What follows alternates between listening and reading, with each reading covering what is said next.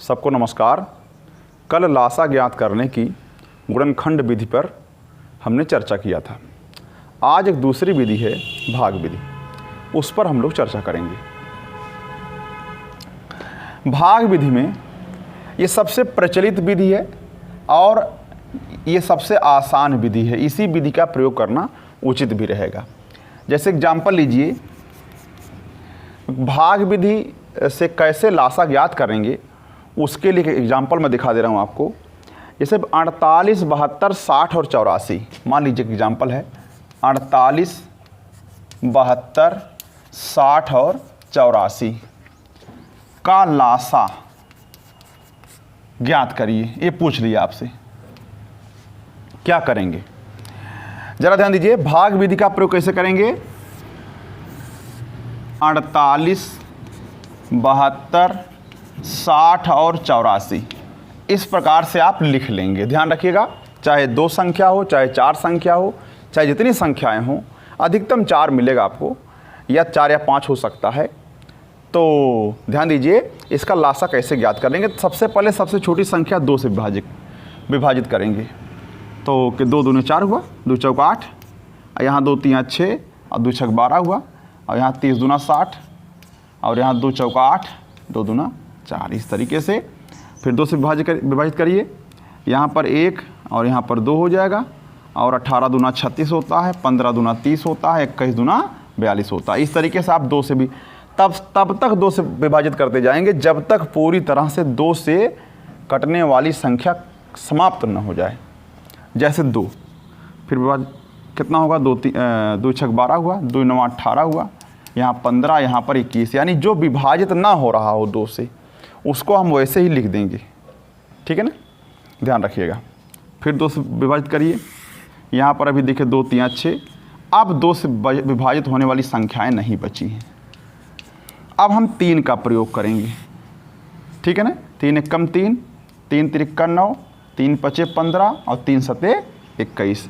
मैं देख रहा हूँ अब इसमें कोई कटने वाला नहीं है, तो आप इनको भी आप उसमें गुणा कर लेंगे, अलग से लिखने की आवश्यकता नहीं है। जैसे लासा की अगर मैं बात करूं तो लासा हो जाएगा आपका 2 गुणे 2 गुणे 2 गुणे 2 और यहाँ 3।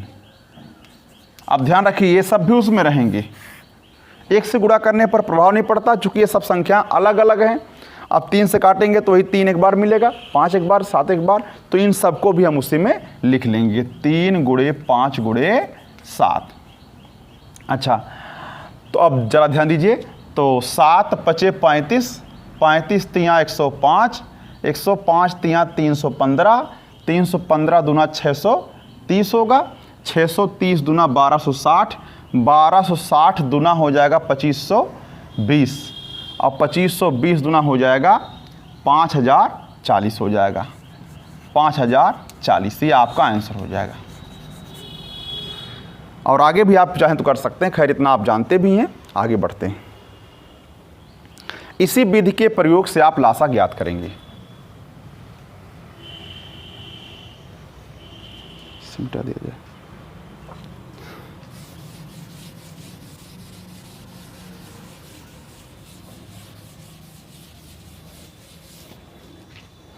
अच्छा, अब जरा ध्यान दीजिए, भाग विधि पूरा हो चुका है।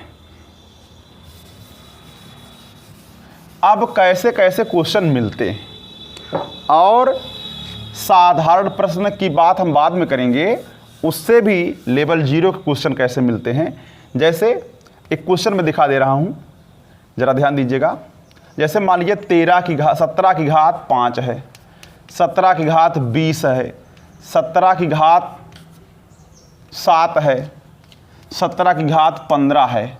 इसका लासा पूछ लिया तो क्या करेंगे? ध्यान दीजिए, इसका लासा कैसे ज्ञात करेंगे। तो सबसे पहली बात कि घातों में, अगर घातों के रूप में आधार समान हो तो घातों में जो बड़ा होता है वही लासा होता है, और जो छोटा वही मासा होता है। तो इसमें लासा जो होगा आपका, जो घात बड़ी होगी, इसमें सबसे बड़ी घात आपका 20 है, यानी 17 की घात 20 हो जाएगा। लेकिन अगर दूसरा क्वेश्चन देखें, मान लीजिए ये 5 घात -7, 5 घात -8 और 5 घात 9 और 5 घात माइनस 20, इसका लासा पूछ ले। अब बताइए इसमें कौन बड़ा है। अगर आप ध्यान दीजिए तो लासा जो अगर निकालना हमको तो कैसे मिल पाएगा, मैं देख रहा हूँ घात इसमें कौन बड़ा है, तो ये ना समझिए कि -20 बड़ा है। जितने माइनस में संख्या बड़ी दिखेगी वो इतने में छोटी हो जाती है, यानी सबसे छोटा ये है, इससे बड़ा ये है, इससे बड़ा ये और सबसे बड़ा ये -7 है, ध्यान रखिएगा। तो हो जाएगा 5 की घात -7, ये हो जाएगा लासा आपका। लेकिन बीजीय व्यंजकों में भी आप ऐसे कर सकते हैं, x की घात 2, x की घात 5, x की घात 12 का अगर लासा की बात करते हैं तो सबसे बड़ी घात x की 12 घात।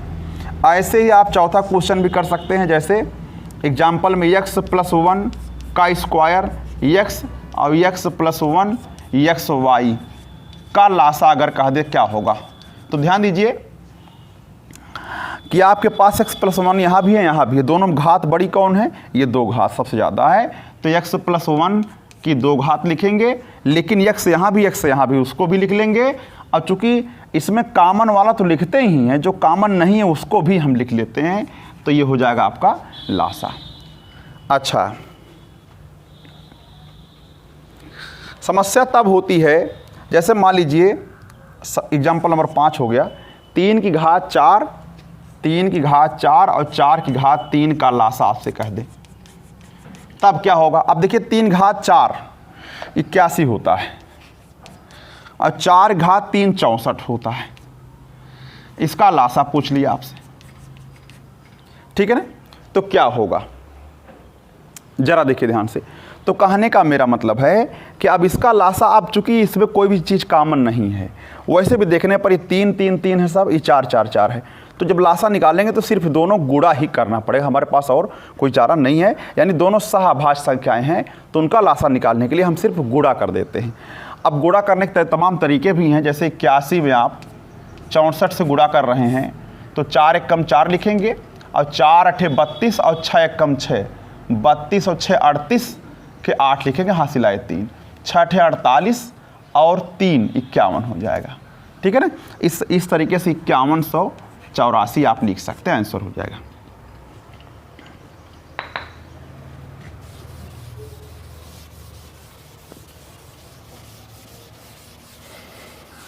एक कदम आगे बढ़ते हैं। लासा में साधारण प्रश्न किस प्रकार से आते हैं, जैसे पहला क्वेश्चन देखिए, यहां से लेते हैं। साधारण प्रश्न में पहला क्वेश्चन है, इसको कैसे सॉल्व करेंगे। वह न्यूनतम धन पूर्णांक कौन सा है जो 36, 48 और 112 से पूर्णतया विभाज्य हो, या जिसमें जो है 36, 48, 112 से विभाजित करने पर शेषफल न बचे, तो उसे हम लोग कहते हैं कि जो है लासा हमको ज्ञात करना है। ज़रा देखिए ध्यान से, क्योंकि 36, 48, 112 से विभाजित करना है और न्यूनतम धन पूर्णांक, न्यूनतम ही बता देगा आपको, लघुत्तम का क्वेश्चन है ये, तो न्यूनतम ज़रा ध्यान दीजिए। तो यहाँ पर 36, 48 और 112 का आपको लासा लेना है, तो 2 से विभाजित करिए, तो 18 दूना 36, 24 दूना 48, 56 दूना 112 हो जाएगा। इस तरीके से 2 से 9 हो जाएगा, ये 12 हो जाएगा, 28 दूना 56, फिर 2 से भाग करिए, यहाँ ये विभाज्य नहीं होगा तो 9 ही लिखेंगे, यहाँ 6 हो जाएगा, 14 दूनी 28 हो जाएगा, इस तरीके से 3 हो जाएगा, 7 हो जाएगा। अब 3 से विभाज्य कर सकते हैं हम लोग, 3 हो जाएगा, 1 हो जाएगा, 7 हो जाएगा। अब हम विभाजित करें ना करें ये सब इसमें आ जाएंगे, तो 2 गुणे 2 गुणे 2 गुणे 2 हो जाएगा और 3 गुणे 3 और गुणे 7। तो कहने का मतलब हो जाएगा 7 × 21, 21 या इस तरीके से आप गुणा भी कर सकते हैं, 16 हुआ, 16 × 3 48 और 48 × 3 144 हुआ, और 144 गुणे 7 कर दीजिए, 7 चौका 28 के 8, 7 चौका 28 और 2 30 के 0, 7 एकम 7 और 3 10 हो जाएगा। इस तरीके से 1008 आपका आंसर हो जाएगा। अच्छा, तो इस तरीके से आप काम कर सकते हैं। हाँ, अच्छा, तो ये मिल गया आपको। इसमें शेषफल नहीं बच रहा है, यानी 36, 48, 112 से विभाजित करने पर शेषफल ना बचे या प्रत्येक से पूर्णतः विभाज्य हो जाए, तब आप क्या करेंगे, तीनों का लासा ले लेंगे। और न्यूनतम पूर्णांक यह हमको बताएगा, न्यूनतम पूर्णांक या छोटी से छोटी संख्या बताएगा कि क्वेश्चन किसका है, यानी लघुत्तम का है। लघुत्तम माने सबसे छोटा होता है। आगे देखिए दूसरा क्वेश्चन क्या है, जरा ध्यान दीजिएगा।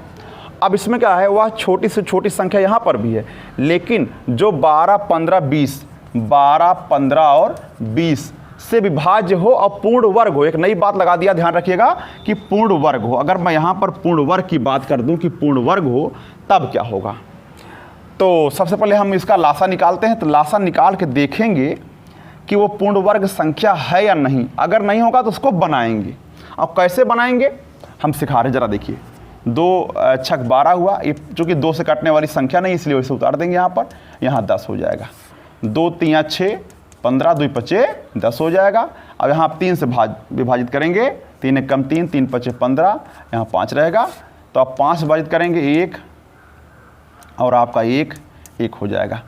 तो मैं जब देखूंगा तो लासा जो होगा आपका, लासा जो होगा वो होगा 2 × 2 × 3 × 5, ठीक है ना। तो ये लासा होगा 12, 5 3 15, 2 30, 2 60, लासा हो जाएगा 60। लेकिन लासा हमारा आंसर नहीं। आंसर क्यों नहीं है, क्योंकि उसने कहा पूर्ण वर्ग संख्या होनी चाहिए। अब पूर्ण वर्ग संख्या क्या है, 60 है, नहीं है। और उसने कहा सबसे छोटी, यानी कि पहली बात तो 12, 15, 20 से विभाज्य हो और पूर्ण वर्ग भी हो। तो ध्यान रखिएगा कि जो लासा आया है, अगर हम इसमें किसी चीज़ से भी गुणा कर दें, किसी, चाहे 20 से, चाहे 50 से, चाहे किसी संख्या से गुणा कर दें, तब भी जो गुणा करने बनेगा वो 12, 15, 20 से विभाज्य होगा। अब कम से कम किससे गुणा करें कि दोनों शर्त फॉलो हो जाए। अब जरा ध्यान दीजिए, अब आंसर हमें ज्ञात करना, हमारी नज़र अब आंसर पर रहेगी। ये 2 × 2 इसका जोड़ा तो बन रहा है, जिसका जोड़ा बनेगा, यानी अगर पूरी सभी गुणनखंडों का जोड़ा बन जाए तो वो संख्या पूर्ण वर्ग होगी। तो अगर नहीं बना तो आप बना भी सकते हैं। जैसे 3 का अपने मन से आप 3 से गुणा कर दीजिए, बन गया। देखिए इसका 5 का नहीं बन रहा था, 5 अपने मन से गुणा कर दीजिए, 5 का बन गया। कहने का मतलब है जिसका जोड़ा नहीं बना है अपनी तरफ से आप गुणा कर सकते हैं, लेकिन ज़्यादा ना गुणा करिएगा, कम से कम। जैसे अब 5 से गुणा करने पर हमारा काम हो जा रहा, तब हम 15 से उसमें गुणा नहीं करेंगे या 25 से गुणा नहीं करेंगे। अच्छा, तो कहने का मतलब सबका जोड़ा बन गया, तो जोड़े में से एक नहीं लेना है, सबको गुणा करना, ध्यान रखिएगा। तो 5 5 25, 25 3 75 और 75 3 225, 225 दूना हो जाएगा 450, 450 दूना 900 हो जाएगा। यानी 900 ये सभी शर्तों को फॉलो कर रहा है। ये आपका आंसर हो जाएगा, क्योंकि ये पूर्ण वर्ग संख्या भी है। ध्यान रखिएगा, अगर पूर्ण वर्ग कहे तो हम चूंकि लासा में किसी भी निश्चित संख्या से गुणा कर सकते हैं, लेकिन हम उसी से गुणा करेंगे जिससे हमारा फायदा होगा। यहाँ हम 7 से गुणा नहीं करेंगे, ध्यान रखिएगा। तो जैसे 3 से गुणा करने पर इसका जोड़ा बन जा रहा है और 5 से गुणा करने पर इसका जोड़ा बन जा रहा है। जोड़ा बनाने क्या मतलब है, जिसका सबका अगर जोड़ा बन जा रहा है तो संख्या पूर्ण वर्ग पक्का होगी, ध्यान रखिए।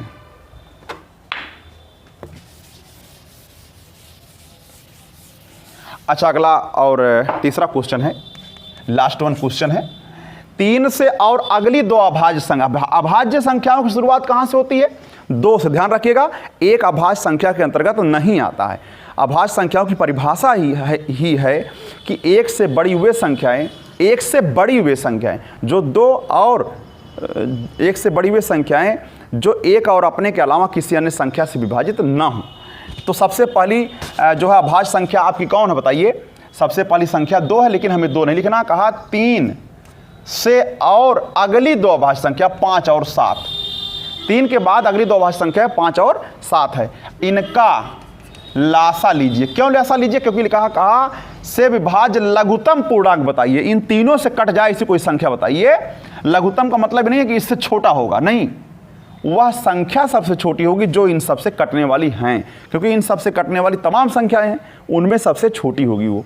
तो कैसे ज्ञात करेंगे, चूंकि ये सब संख्याएं अभाज्य हैं, किसी का कोई गुणनखंड इसमें कॉमन नहीं है, तो एक ही तरीका है 3 × 5 × 7, 7 5 35 3 105, ये आपका आंसर हो जाएगा। एक चौथा क्वेश्चन है, एक लास्ट क्वेश्चन है। 2 सहअभाज्य संख्याओं का गुणनफल। सहअभाज्य संख्याओं का गुणनफल बराबर होता है उनका लासा। ध्यान रखिएगा, सहभाज्य संख्या, अगर दो सहभाज्य संख्याएं हैं तो उनका जो गुणनफल होगा उनके लासा के ही बराबर होगा। तो अब यहां देखिए लासा पूछा आपसे और गुणनफल आपको दे दिया 117, यानी दोनों सहभाज्य संख्याओं का जो गुणनफल है वही लासा के बराबर हो जाएगा। आपने कहा क्यों ऐसा हो रहा है? जैसे 17 जो है अगर आप देखें तो 13 9 117 होगा।